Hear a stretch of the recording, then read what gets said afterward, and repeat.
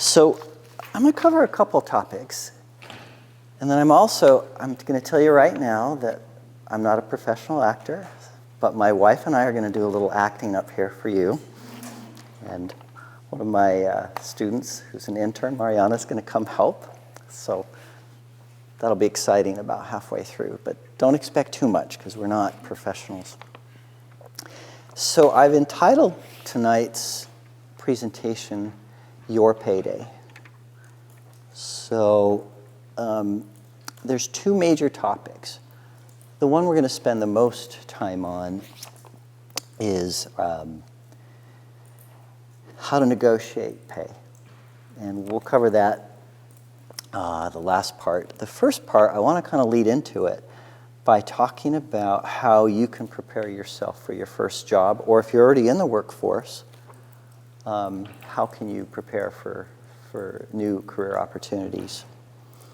So let me ask you a question. What's the number one way to find a job? By far, for many years, this research, there's one way that's most effective. Yes? Is it networking?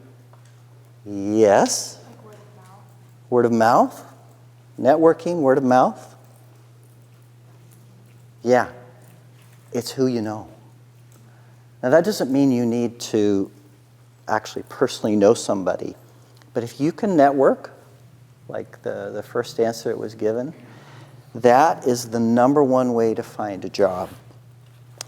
And so who here is a member of LinkedIn? Okay. Do you want to tell us? So there's a few that aren't. A lot of you are, and I'm going to just tell you tonight, sign up. Really. It's one of the best networks.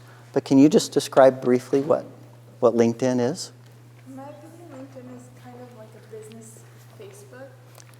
It's a social media platform that allows you to connect with friends, coworkers, or big-time business professionals and post your resume, work experience, other things that you're involved in that would make you valuable online to employers and companies that you'd be interested in working for. Perfect. I could not have said that better. So if you're not on LinkedIn, I'd suggest it's free. Just do it. And here's why it's probably the most important.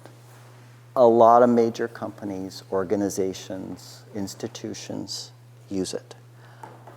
For example, the last company I worked for, we spent $50,000 a year for licenses for LinkedIn, and it was our main tool to find people.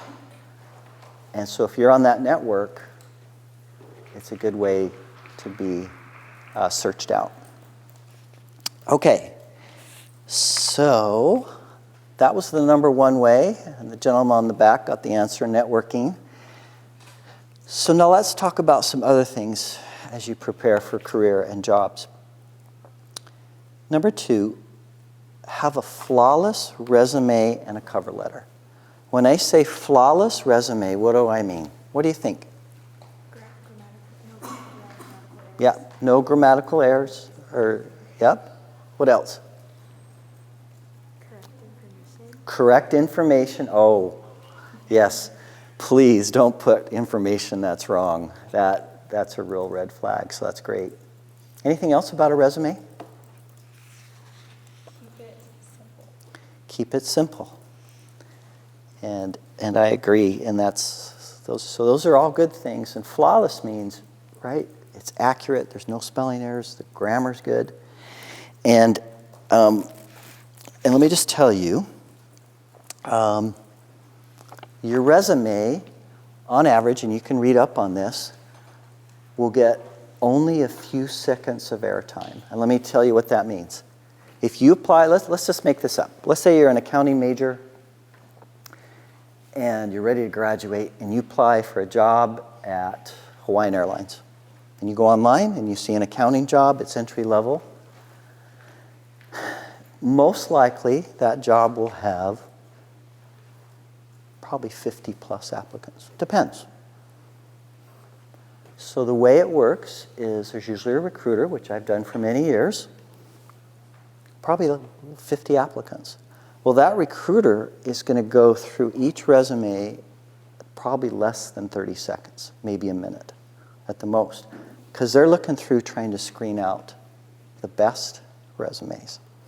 And what normally happens is they pass them on to the hiring manager. So the recruiter is usually the first one to look at it and then blast through it and said, okay, manager, here's your top 10. And then your resume gets a lot longer of a look. Okay, how about a cover letter? How many of you have sent cover letters? A few of you. Do you think it's important? Yeah? What do you think? Important? Okay. Why would a cover letter be important? So once again, I told you a recruiter is going to get 50 resumes for a job, and they're going to blast through it. What advantage does a cover letter give you? Go ahead. Well, it gives you a summary of what's going to be in your resume, but it also gives you like more of an opportunity to let you know why you stand out and why you should be selected. Exactly. So it helps you to stand out. A resume is a set format, right? It's pretty set. It's going to talk about your skills, your education, your experience, and a few other things, but it doesn't tell about you, really, other than how to personalize it. You can also personalize a cover letter to the organization that you apply it to. So if I was applying for Hawaiian Airlines and it was an accounting job, well, maybe I had some experience or something specific to hospitality or travel that might help. Okay, so the third suggestion I have is get a mentor. Who in the room has a mentor? Okay. Helena, who's your mentor? My mentor needs a mentor, so yes. Yes. Who else has a mentor? Okay. Yes. Back. BYU management is Ann Springer. Okay. Awesome. A lot of you raised your hands. If you didn't, I'm going to let you in on a secret. People love to be mentors.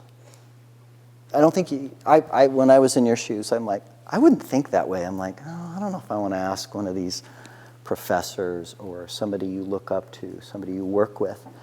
But my experience is most people are flattered if you ask them to be a mentor. So if you don't have one, get one, and you'll have opportunities in your life to do that.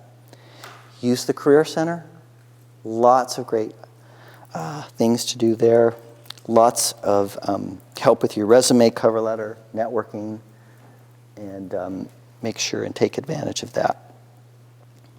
Okay, we're going to do just a short exercise. So we're kind of set up that way. Get in just a group of 2 or 3. So if you're alone at a desk, just kind of move over. You can have 4 or whatever. So I'm going to give you a few instructions. It won't take you very long. But I want you to answer the questions. So you kind of need a scribe and then a spokesperson. But just 5 minutes or so. So the question is, how do you prepare for a job interview? Okay? Just blast out ideas. What do you do to prepare for a job interview? We'll go until about 20 after, so get in a small group, talk it through. Once again, a scribe and a spokesperson. Okay, take 5-6 minutes.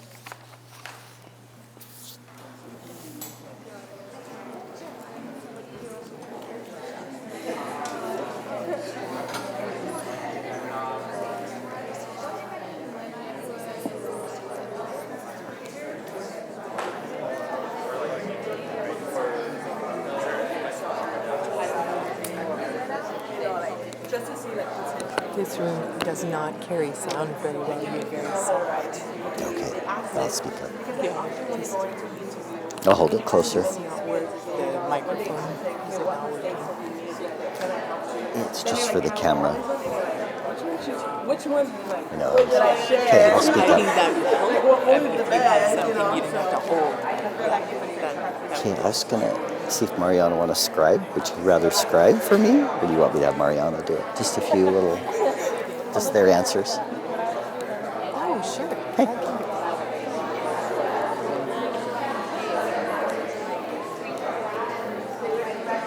It's okay.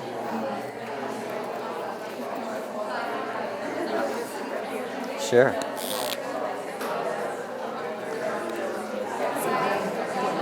So I'm just going to take, when they're done, I'll ask 2 or 3 tables to give their answers. And if you just kind of write them down. Yeah, just, yeah. And it'll be quick because I'm going to go to the next topic pretty quick. But we'll probably try and get maybe 10 listed, something like that. Thank you, Huddy. So should I say you're Vanna?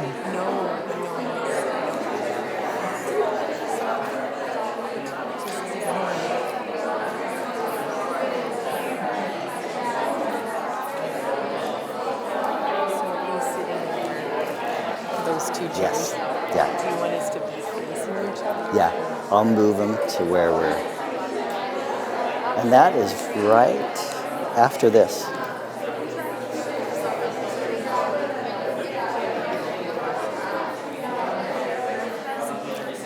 So maybe I shouldn't go back to the seat. Yeah, just ask Mariana to come up. Okay, just 2 more minutes. 2 more minutes.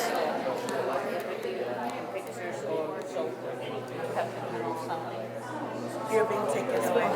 Okay. So why don't you sit up by Leanne? Because once we're done with this, then I'll have her first come up, and she and I'll do it, and then I'll. Up there? Yeah. Okay. So you just. Sorry, no, you're good. So just decided not to go with the PowerPoint?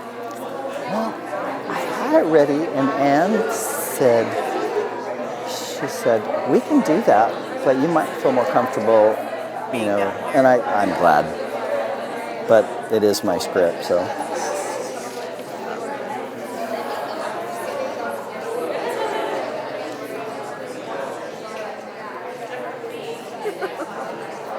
I know. I told her, I was like, she's going to try to memorize it. I was like, I'm going to read it. I even put 49,000 so I don't say 4,900. I like non. You know, I'm going to read it for sure. No, he showed us the video clip. It's really funny. So. The movie is one of the best movies. We always watch it. I don't know how many times since we've been married we've watched it. So we quote it all the time. And we've watched it so many times. So some days. No. Well, after his Elder North showed it again to Stella and his wife and some other people. So we watched it again, and I was like, okay, I like watching movies. Yeah. So I think it's something I'll look into. So is actresses the proper term, or actors for you, for women? I prefer actors. Okay, I'll just keep it gender. It's not gender specific. Okay. And I like to remain gender neutral. Hey, well, it's yeah, I don't know. I guess some people can take it differently. But it's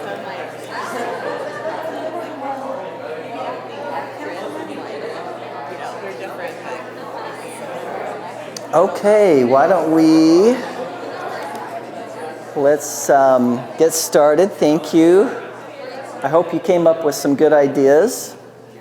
And I'm going to have my 2 actresses. I want to introduce you to my wife, Leanne. She's going to be my scribe, and then she's part of the acting in a moment. And Mariana, and a lot of you know her, and she'll help us out with the acting.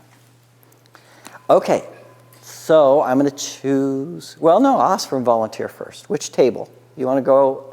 Who? Okay, way in the back. So one thing I like to do is prepare handwritten thank you notes for follow-ups so that I can stand out and also refresh who I am. Awesome idea. You said thank you note, right? Perfect. Okay, any other from that table? Okay, go ahead. Something that we all talked about was getting your introduction or your mission statement and the why we should hire you statement. And then specifically, not just have the general quote, I'm a hard worker in there, but have specifics to make you stand out, because if you're just going to give them the general that everybody else says, they're not going to remember you. Good. Excellent. What else? Yes, way in the back. Sometimes I do a practice, like with somebody, just to be kind of familiarized what if they ask a specific question. Awesome. So I got to tell you a story. So I've recommended that my whole career, but I haven't had to interview for that many jobs. 3 out of my 6 jobs were because of people I knew, including this one. Now, I didn't even know I knew anybody here. The posting came up on an email, and I was sitting at home watching the Utah Jazz, and I just laughed and said, yeah, right. Working in Hawaii, I could never do that, could never afford it. And I sent my resume in, and unbeknownst to me, a colleague at graduate school, and I won't tell you how many years ago, but it was a long time ago, and she was a sister missionary here. Sister Lake saw my resume, and she looked at it and screened it, and then sent me an email saying, we have interest in you. And then, but what I was trying to get at is, and my wife knows this story, I sat and I prepared. And I wrote down 20 questions. And there's common, you'll find them on any kind of job site. There's kind of the top 20 questions. I practiced and practiced. And when they interviewed me, Sister Lake and the hiring committee asked me, now it's a little spiritual for a minute, probably 9 out of the 10 questions in a row. I was amazed. And so, amazing experience. But what I want to tell you is, yes, practice, practice, practice. Okay, a couple more. Yes, sorry. One thing that we talked about is maybe studying the company or like the business you're going to for an interview. Kind of like get like their expectation from the position they're doing hirings for, and that way you, when you come for an interview, you easily have that connection with the interviewer, and you're like setting that platform for them that you already know what's going on in their business. Awesome. Yes. So how do you prepare? You mentioned several things. Would you go to their website? Yeah. Go to the website. Yeah. So actually this summer I was interviewing for an internship, and I went and talked to my dad about it, and he's like, you know what, let's go on this. He went on some specific website, and it looked up people's past experiences that they had stated with the company, and they had specifically put a set of questions that they had asked. And so I reviewed the questions and then knew what I was going to say, and then when it came time for the interview, they had actually said the same specific questions. So you can go on different websites and find out what other people had experienced. Awesome. When you interview, you are going to impress somebody if you know the organization, if you've done your homework. And I can't tell you how many times I've been on interviewing panels and interviewing candidates, and you start to ask them questions, and they kind of go they just kind of give you these basic answers, and you know they haven't done their homework. You want to stand out. Remember I told you a lot of positions are going to have 50 resumes. So how can you stand out? Well, you do your research, and you do a lot of that. What else? How about 3 or 4 more things? One of the things we talked about is having our practice the skills that you said you got on your resume, because you never know, they might ask you to do something like in the interview on the spot, and you want to make sure that you got it down so you're not going to embarrass yourself or something. Awesome. Do you have an example of what that might be? Well, in class, one of my professors talked about how there was this thing that we were talking about a coding example, and then the professor feels bad because he didn't talk about it as much in class, so the student who applied for that job, he was put in a lower rank because he didn't really know exactly. Okay. Rain, you want to give your example? You just told me about this today. Oh, like the Excel test? Yeah. Yeah, I'm trying to hire a new student right now, and so what I did, we do a lot of things with Excel and reports, so part of our interview process was requiring all the applicants to Awesome. Okay, thank you so much. Okay, now we're going to get to the main topic, and this is the fun part.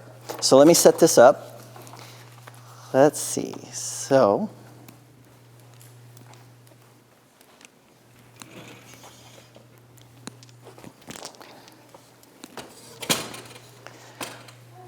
all right, let me give you the background. Yeah, come on up. Yeah. Okay, this is from a movie. It's called Defending Your Life. It was in the early 90s, so probably none of you have ever seen it. Defending Your Life? Anybody? I didn't think so. Okay, so there's an old movie. It came out in the early 90s. There's a scene where the main character, his name's David, which I'll play, or Daniel, sorry, and he's practicing his salary negotiation skills with his wife, which I'll be doing in a minute, over the dinner table, so before the interview. And he thinks he's going to get an offer, so he's trying to role play with his wife. So he's trying to practice his negotiation skills the night before and to be ready for it. In the role play, he tells his wife, who represents the recruiter, that he will not take anything less than $65,000 a year. And so I will have my wife, Leanne, she's here, and we'll try and play this for you. Okay. Remember, she's my wife. Well, that's not a role play, that's real.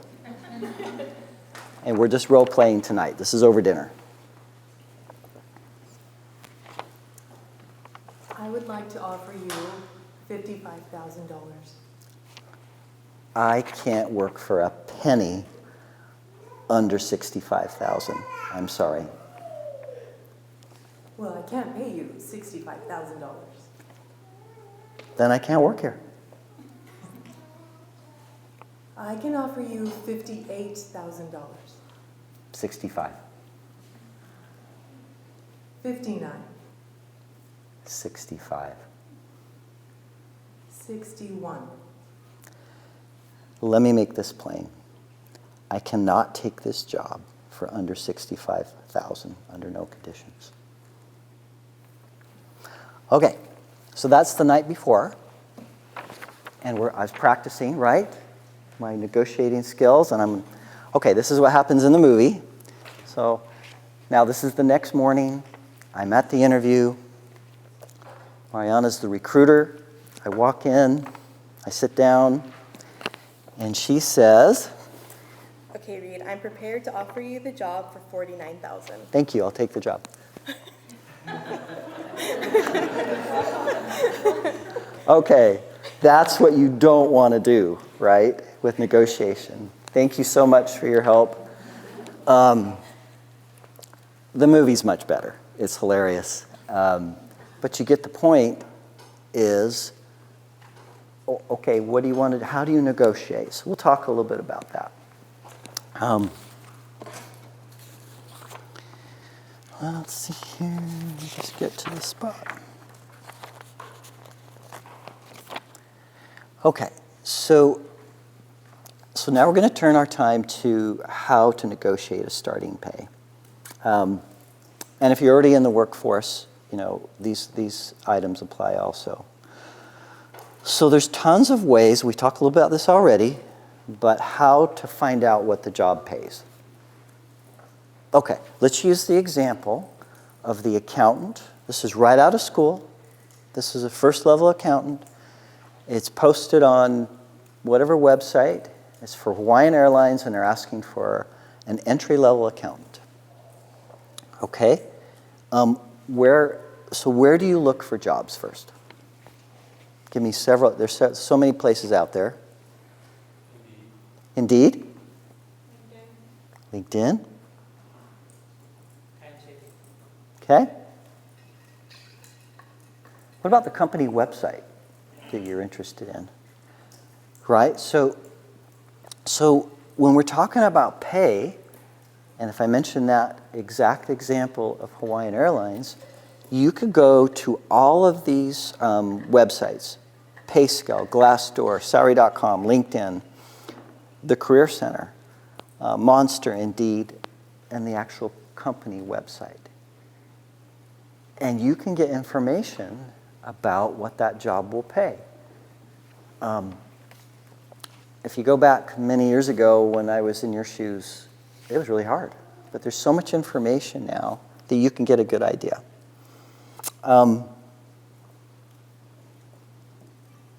Let's see.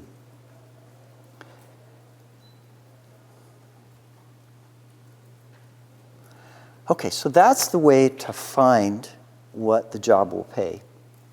Now, is it just salary? Is that your most important element? What do you think?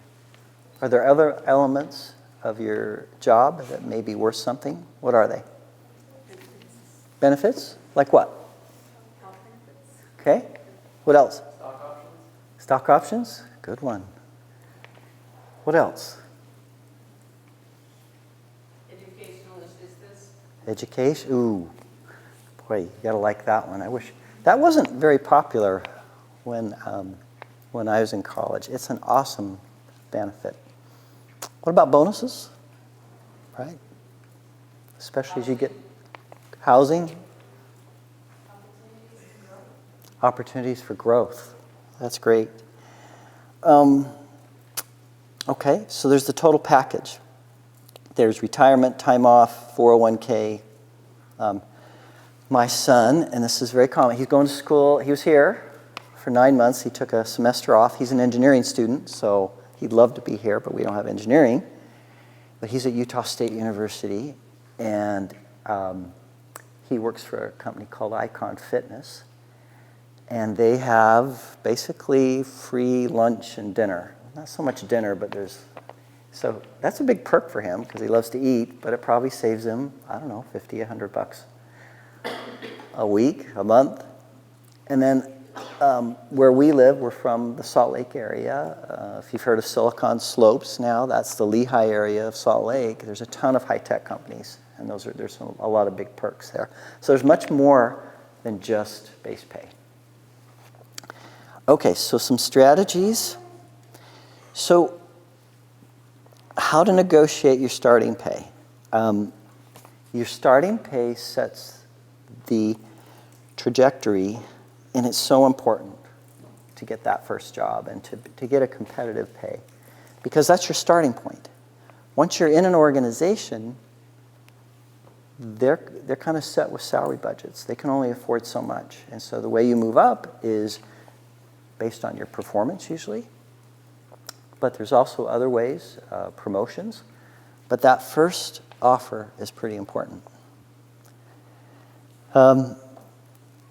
Okay, so let's talk about kind of the strategy here. Okay, so if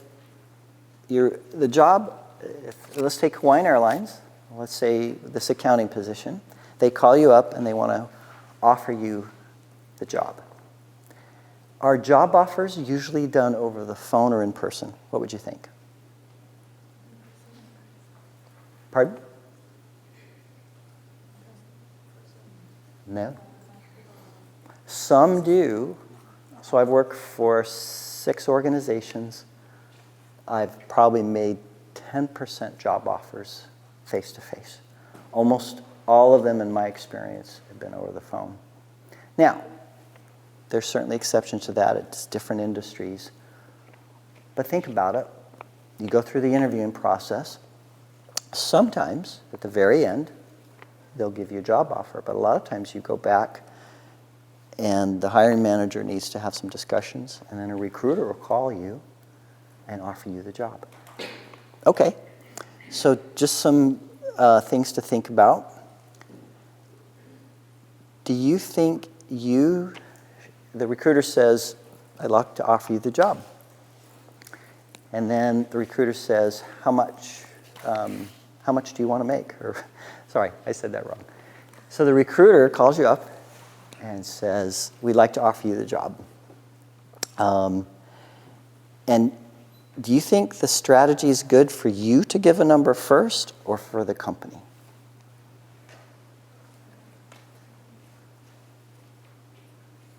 Thoughts?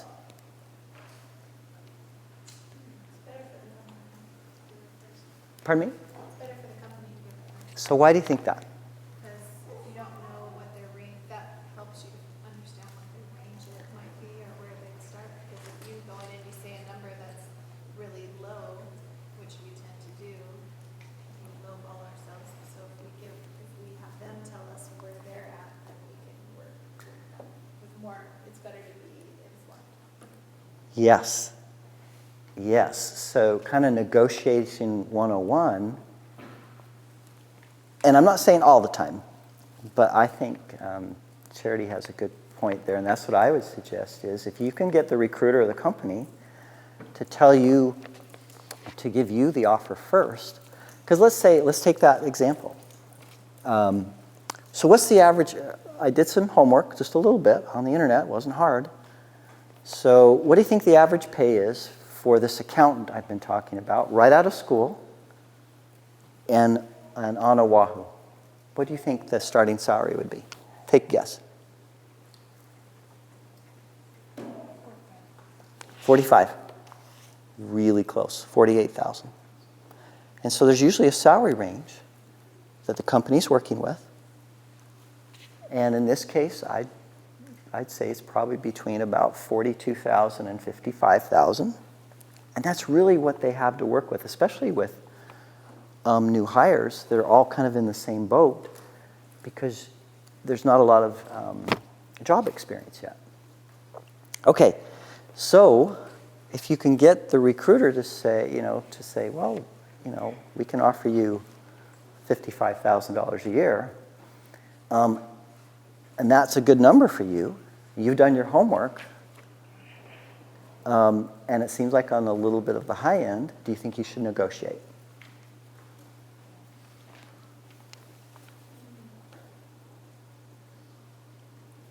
What do you think? Helena, you're smiling. I'm smiling.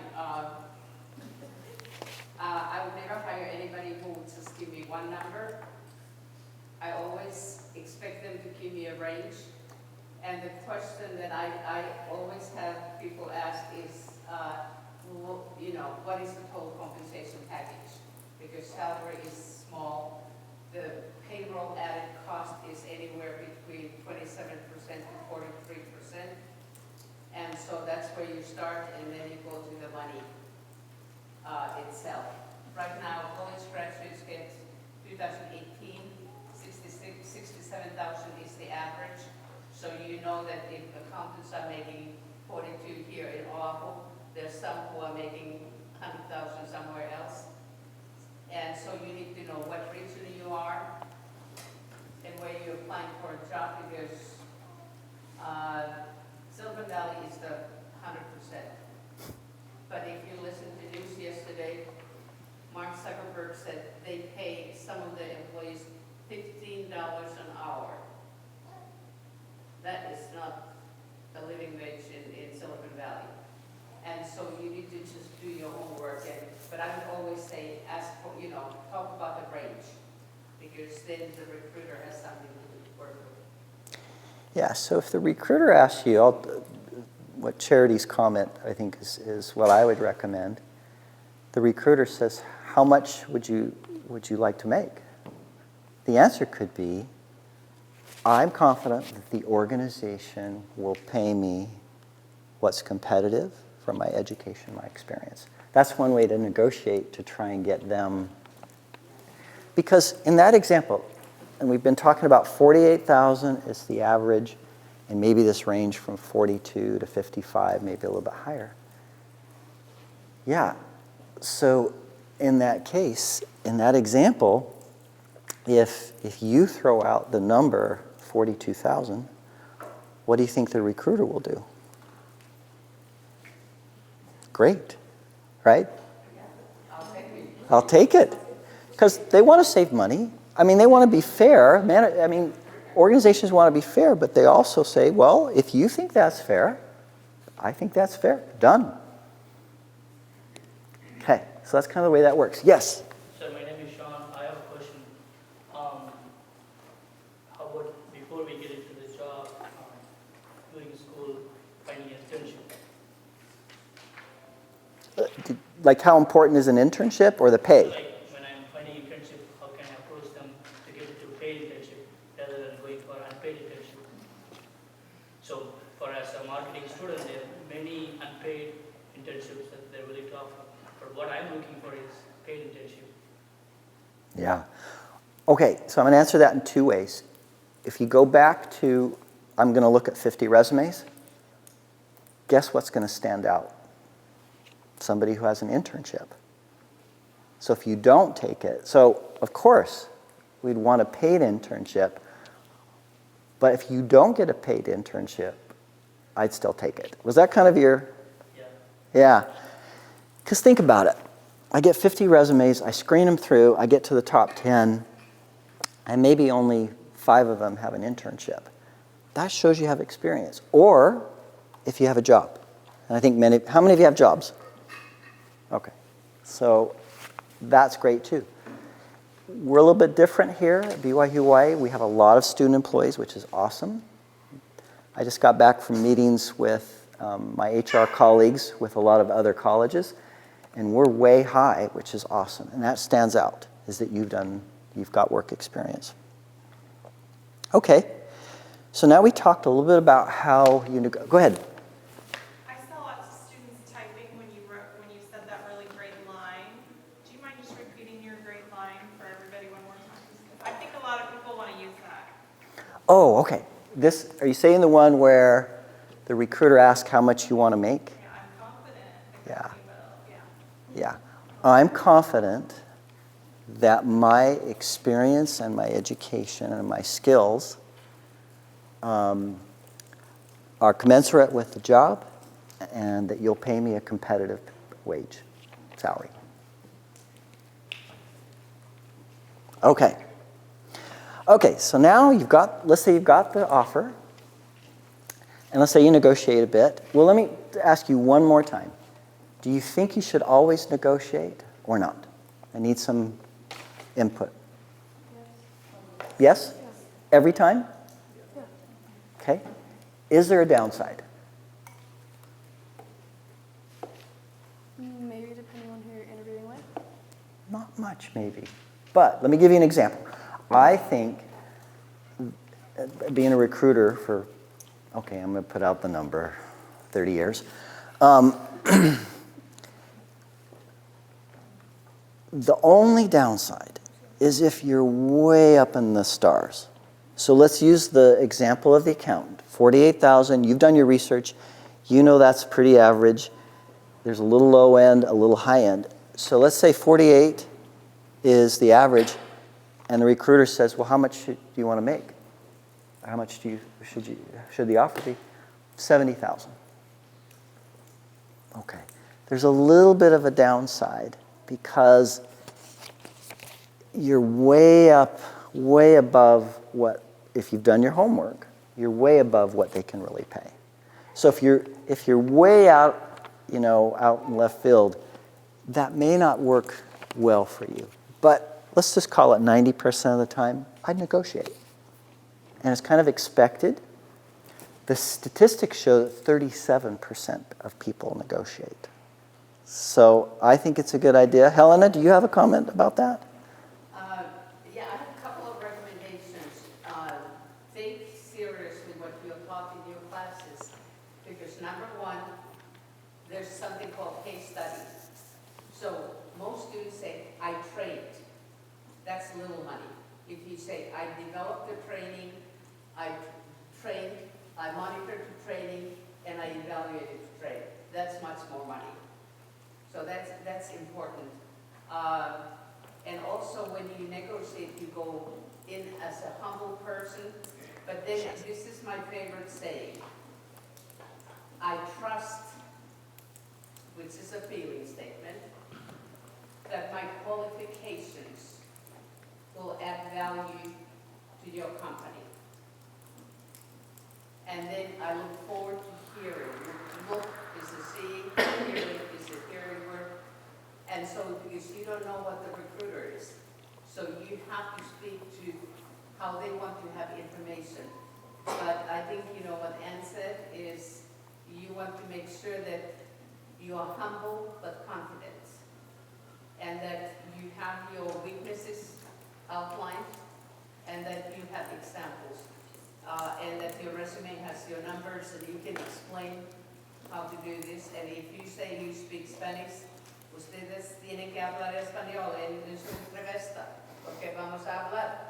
Y si no pueden hablar, son muertos. Great. I think you even said that better, the trust. So be humble, be genuine. Okay. So now you got the offer. Okay. The recruiter says, I'm going to offer you $49,000 a year. What are you going to do next?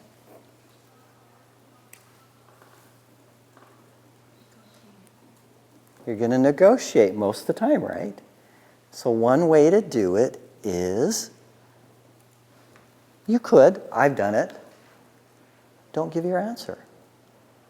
Most recruiters, most managers, and it's a really mature thing to do, is to say, thank you for the offer, I'd like to think about it.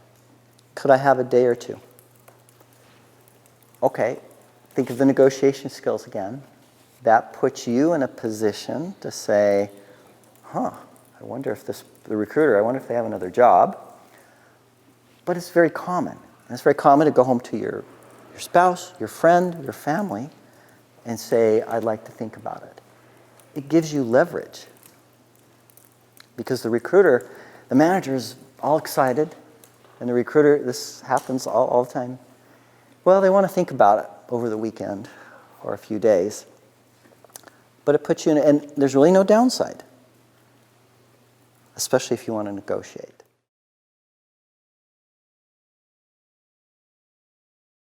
Okay, go ahead. A quick question. So I'm from Samoa, speaking from some experiences.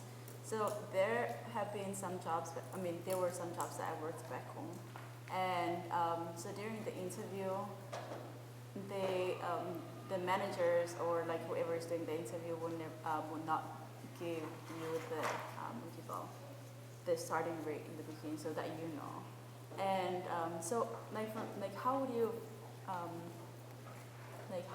phrase it? What would you say to get them give Perfect. you the minimum? Because sometimes they will ask you, I don't know if it's common, but sometimes they will let you work for like a week or 2 weeks to observe how you work in the company, and that's how they determine your starting rate. So during the interview, how would you ask them so that you can? Yeah, good point. And I know different cultures, different places, slightly different. But I think the main question is, how do you find out what they'll pay, right? Isn't that's part of what we're trying to get at is, so why don't you ask the recruiter or the manager, what's the pay? And a lot of times they don't want to give it up, or they don't want to give a range. Why don't they want to give a range? If I tell you the salary range for this accounting job at Hawaiian Airlines is $42,000 to $60,000. What number did you hear? 60. Yeah, nobody hears 42, right? And that's why we recruiters, right? And they don't want to give that out because, and there's a range for a reason. Helena hit on it a bit. When you set up a salary range, there's an average, and that's usually the midpoint. And let's say in this case it was 48,000. Well, the high end is somebody who has maybe more skills, more education, 2 internships, a little more experience, whatever it is, to fit in that salary range. So it's good to always try and ask. There is a website that actually keeps the salaries in different countries where you can just put, Samoa, Thailand, whatever it is, and it will give the salaries for different positions. And if I would be really smart, I would remember it right now, but I'm having a junior moment. So it's in my international HR note. But there's things where you can find out. Great. Okay, I just have maybe 5 more minutes, and I'll leave a little bit of time for extra questions. So what if you have multiple offers? Okay, so the recruiter calls me up and says, I'd like to offer you the job for $49,000, and you have another offer. Do you want to give that up to the recruiter? Let's say Hawaiian Airlines calls you up and says $49,000, and you have an offer at Queens for 51. What do you think? I say use that to your advantage and just say someone else is offering me this much, what can you do about it? Or someone else is offering me a higher pay, and come back to them, and then you have a kind of a competitive. Yeah, your negotiating power, if you have another offer, goes way up, right? Because they've already decided they want you, right? That's the beauty of, it's not over till they give you an offer. You're all excited, you're wondering, but once you get it, that means the company wants you. So if you have another offer, then I'd say use it. And I think you said that very well. Well, I'd like to think about it. I have another offer. And a lot of times in your interview, recruiters will ask, or managers, are you interviewing with any other companies? And so it's an advantage for you. Okay, home stretch here. Let's see, I covered most of this already.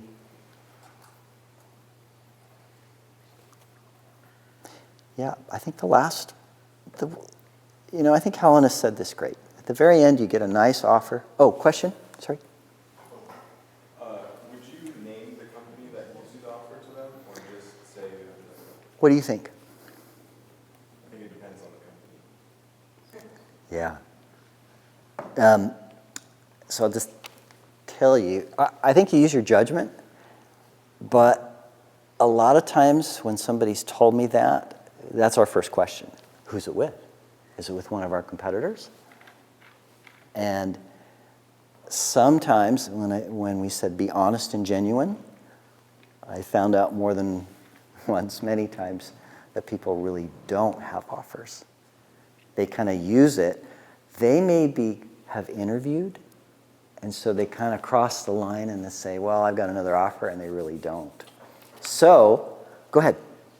Okay, you just give me a thought. You want to be very careful because companies hire people like me. And before you say that you have another offer, I will already tell from your face if you have or not. Because people are taught to read, especially in HR, the micro expressions in your face. And companies hire me to go and sit in an interview, and the only job I have is lie, truth, lie, makeup, that story. And so what Reid is, I'm calling you first name here, is saying is you line up the salary that you have, but remember he talked about payroll added cost, so you get all your benefits. So your 42,000 might be better money with the benefits than your, what else do you work, 59, 61 without benefits. So you want to line everything up and always speak the truth, because somebody can read the lie very easily. And you think, oh, I'm not lying, they're not looking at my face.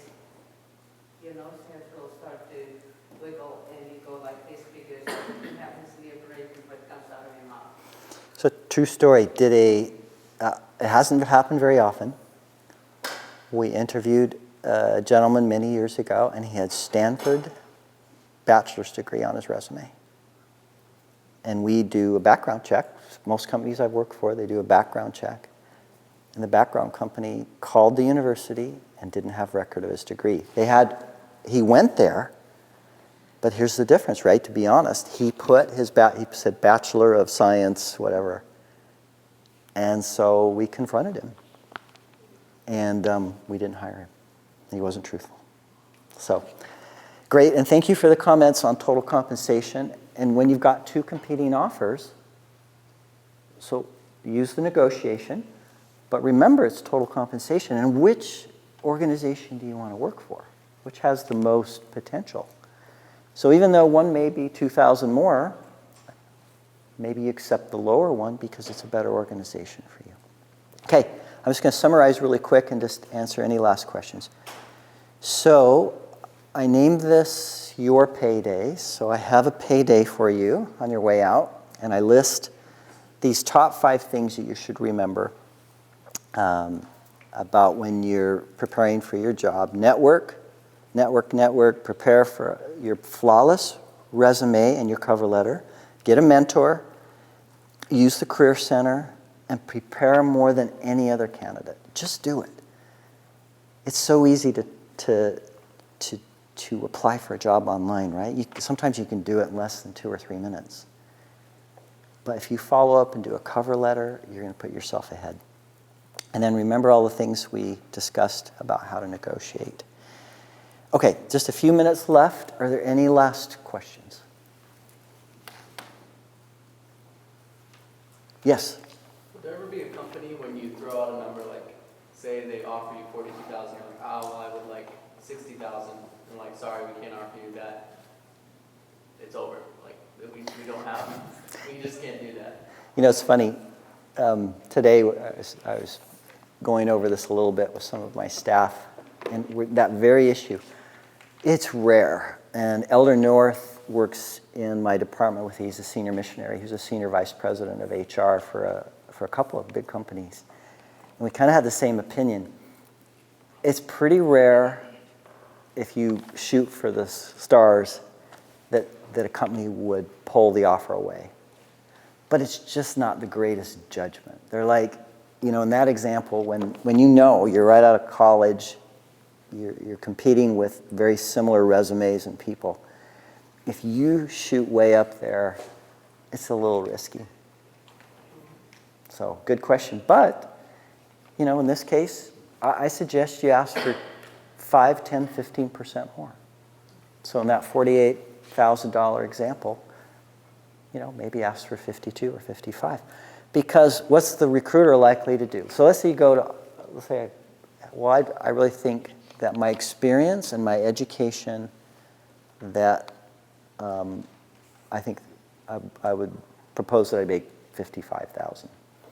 Well, the recruiter's probably going to come back and just a little more negotiation, right? So sometimes it's good to start high. Any other questions? You mentioned experience. 2 years experience is the same as another degree. And so the better your resume, the higher you are. And if you don't get the money, you can always negotiate an early review or, you know, all kinds of different things that will get your salary up. But don't ever come across as arrogant, because many times I've said, well, thank you very much. It was nice to meet you, and the interview is over, and then you have nothing. But also, I want you to all know that we have the money in the bank if we want. If we want you, we will pay it. Yeah. And we have to do creative, you know, financing, but if somebody wants you, they will pay the money. But yeah. So get as much work experience as you can during school, if you're able to do that. Get an internship, because once again, if I get those 5 top resumes, and 2 of those resumes don't have any work experience, think how when you get into the interview, well, I've worked 4 years in the accounting department at BYU as a student. Like Helena said, you can use that to your leverage to get your salary higher too, because the other resume maybe just has the person went to school, and there's nothing bad about that because grades are really important, but just think how you put yourself ahead of the other person that you're competing against. Any last questions? Yes. Yes.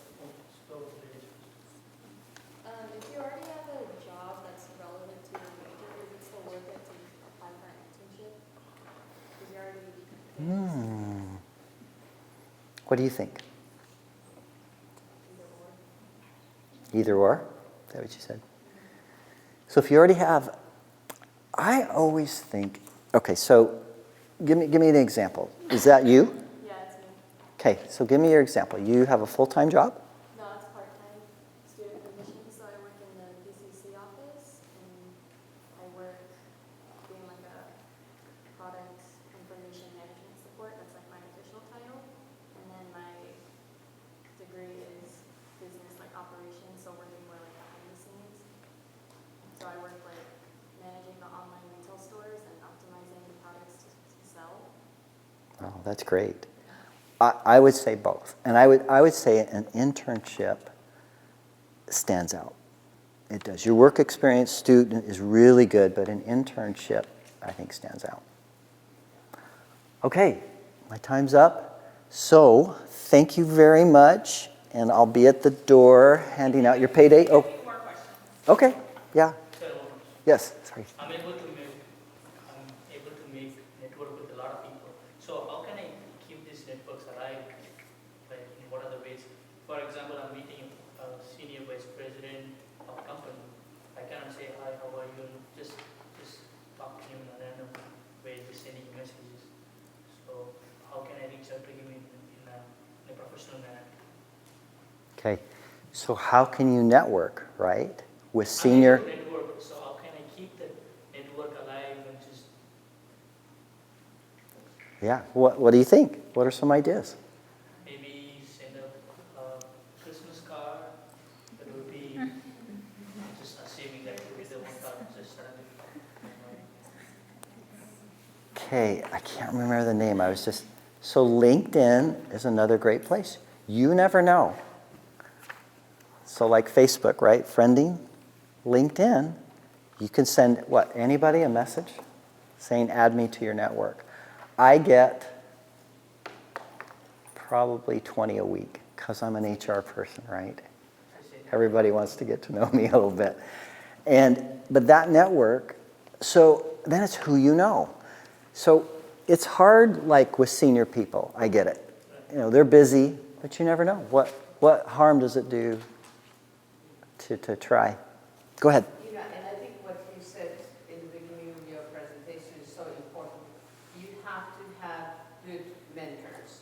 He could not go to a CEO and say, give me some time. If you have a mentor, like I can go to anybody, well, not anybody, but, Most. Queen Elizabeth didn't answer my letter.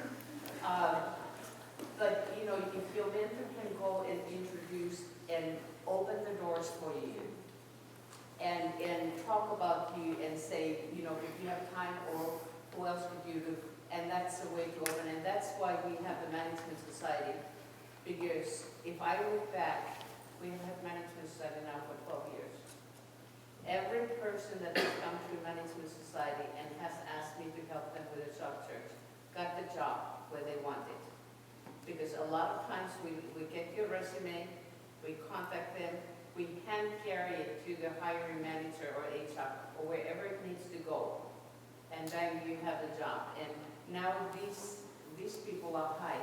So the mentor and talking to the mentor is really important because they can help open doors for you where you can open doors. But I would say be courageous and do everything you can and contact them. I get weird people contacting me all the time and I respond because that's polite. Yeah, you never know. So Mariana works for me in HR. She's doing an internship, but she's also looking for a full-time job. As much as I hate that, because she's great, I want to help her. I want to be a mentor to her.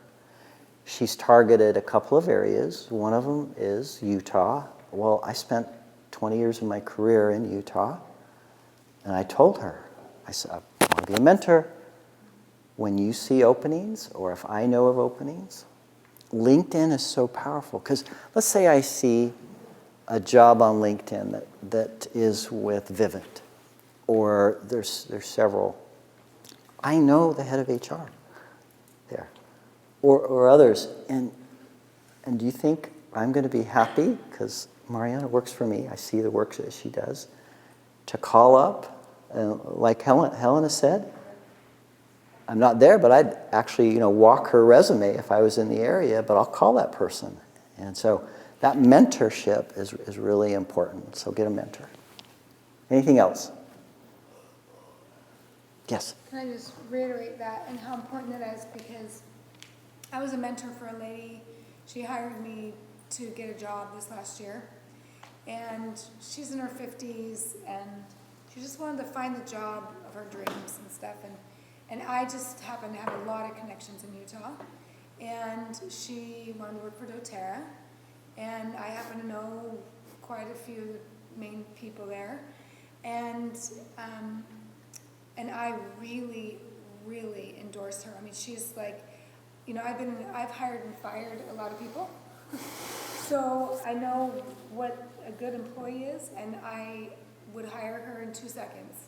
And to be able to call someone and say, look, who do you know within the organization that I can get a hold of that can help? Anyway, she has the job, but it was, you do not want to pass her up, and you want employees like her, because she's the one, she's the gold that you've been looking for. She'll be loyal, she'll go the extra mile, she'll everything, but it's who you know and that connection. And don't fluff them up if they're not needing to be fluffed up. But she's a real deal. I say that, she's the real deal. So, she had to do the work, but I got her in. That's great. Yeah. That's awesome. Anything else? Be the real deal. Be the real deal. Be the real deal. Okay, thank you so much.